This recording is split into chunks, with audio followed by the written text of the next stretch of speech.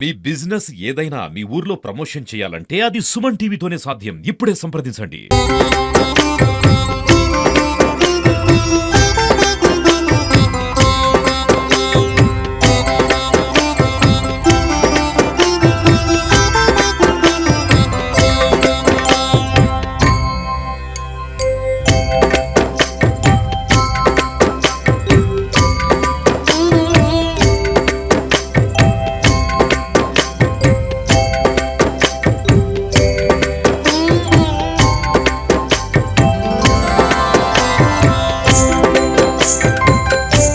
అందరికీ నమస్కారం. Welcome to Suman TV. నేను మీ సాకేత. ఈరోజు సంకటహర చతుర్థి గురించి అసలు ఆ ప్రాముఖ్యత ఏంటి, దానికి ఉన్న నియమాలు ఏంటి, ఎలా పాటించాలి అనేది భక్తులకు సవివరంగా అందజేయాలని గురువు గారు పాలెపు ప్రవీణ్ శర్మ గారు మనతో ఉన్నారు. ఈరోజు వారిని అడిగి అనేకమైన ప్రాముఖ్యతల గురించి, దీని పూర్తి వివరణ గురించి తెలుసుకుందాము. నమస్కారం గురుగారు. సంకటహర చతుర్థికి ఉన్న ప్రాముఖ్యత ఏంటి, ఎందుకు ఈ సంకటహర చతుర్థి వచ్చింది, ఎలా జరుపుకోవాలి? సంకటహర చతుర్థి అనేది సంకటహర అంటే సంకటాలను హరించేది, అంటే సంకటాలను తొలగించేది సంకటహర చతుర్థి. అందుకోసమే దీనికి ఆ పేరు వచ్చింది. గణపతికి పూజ చేస్తే తప్పకుండా సంకటాలు విఘ్నాలు తొలగిస్తారనుకనే దీనికి సంకటహర చతుర్థి వచ్చింది. ఈ సంకటహర చతుర్థి నియమం ఏమిటంటే స్వామివారిని దర్శనం చేసుకొని వీరైతే అభిషేకం చేసుకొని చంద్రోదయం అయినాక భోజనం చేయడం అనేది సంకటహర చతుర్థి ముఖ్య నియమం అన్నట్టు.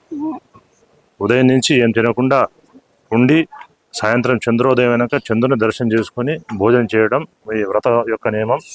ఈ వ్రతం చేయడం వల్ల ఏం వస్తుంది, ఏం లాభం కలుగుతుంది, ఎట్లాంటి ఫలితాలు కలుగుతాయి అంటే ఇంతకుముందు చెప్పినట్టు విద్యార్థి లభతే విద్యాం, ధనార్థి లభతే ధనం, పుత్రార్థి లభతే పుత్రాన్, మోక్షార్థి లభతే గతిం. విద్య కోరుకునే వారికి విద్య, పుత్ర సంతానం కోరుకునే వారికి పుత్ర సంతానం, ధనం కోరుకునే వారికి ధనం. ఈ కలో చండీ వినాయక చలికాలంలో చండీ పరంగా కానీ వినాయకుని పరంగా కానీ పూజలు చేస్తే తొందర సత్ఫలితాలు వస్తాయని చెప్పబడ్డది. కనుక ఈరోజు ఎవరైతే స్వామివారిని దర్శనం చేసుకొని ప్రదక్షిణ చేసి గుంజీలు తీయడం వల్ల సర్వ విఘ్నాలు దొరికి వారికి కోరిన కోరిక నెరవేరుతాయి. ముఖ్యంగా ఈ ధనోపురి దేవస్థానంలో, ఈ రామలింగేశ్వర దేవాలయంలో ఈశాన్య గణపతి ఈశాన్య భాగంలో ఉంటారు. ఈశాన్య గణపతికి పూజ చేయడం, దర్శనం చేసుకోవడం చాలా విశేషం.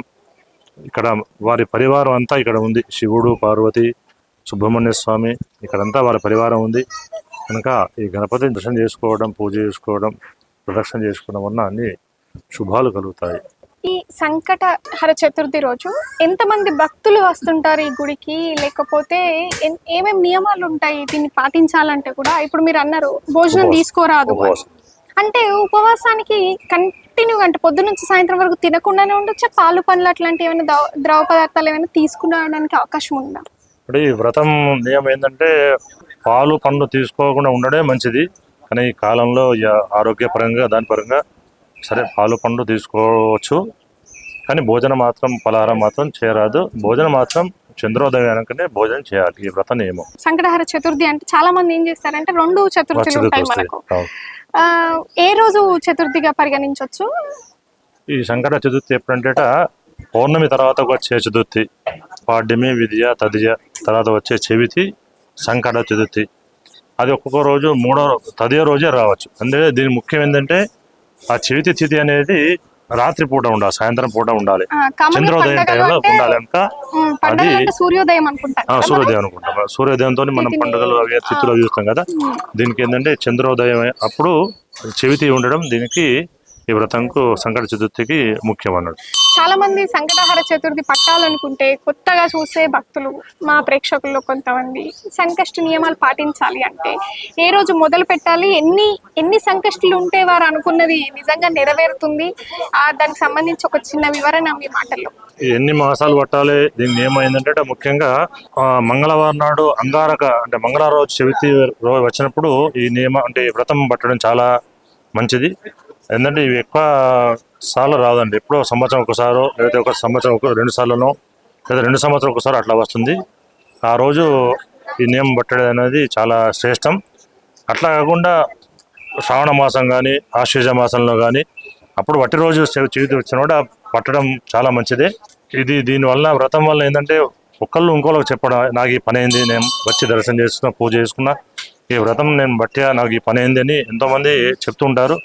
వారు ఇంకోళ్ళకి చెప్పడం వల్ల వాళ్ళు పట్టడం, అట్లా దానివల్ల ఈ ప్రతి సంకష్టికి చాలా విపరీతంగా జనం రావడం, భక్తులు రావడం, ఆ వ్రతం పట్టడం, స్వామివారిని దర్శనం చేసుకోవడం జరుగుతుంది అన్నమాట. ఇప్పుడు సంకష్టి గురించి చెప్తున్నప్పుడు ఇంకొక చిన్న సందేహం ఎవరికైనా వస్తే, మామూలుగా సంకష్టులు పడతారు, వదిలే కార్యక్రమంలో కూడా కొంతమందికి కొన్ని డౌట్స్ ఉంటాయి. ఎలా విడిచిపెట్టాలి, కొంతమంది పూజలు చేయాలంటారు, కొంతమంది వ్రతాలు చేయాలంటారు, కొంతమంది ఇంకేమైనా చేయాలి, హోమాలు చేయాలి అంటారు. అదంతా నిజమేనా గురుగారు? హోమం చేసుకోవడం చాలా మంచిది, ఎందుకంటే హోమం చేసుకోవాలి. దీనికి 11 మాసాలంటే 11 సంకష్టులు పట్టడం కానీ, 21 మాసాలంటే 21 సంకష్టులు పట్టడం కానీ చేస్తారట. కొంతమంది 41 సంకష్టులు చేస్తారు. ఆ సంకష్టి వ్రతం వాళ్ళు అయిపోయినాక అభిషేకం చేసుకోవడం, హోమం చేసుకోవడం, తర్వాతకు దంపతి భోజనం పెట్టడం, వారికి విశేష తాంబూల దక్షిణ ఇచ్చడం అనేది చేయాలి. చేస్తేనే ఆ వ్రతంకు ఫలితం అనేది కలుగుతుంది.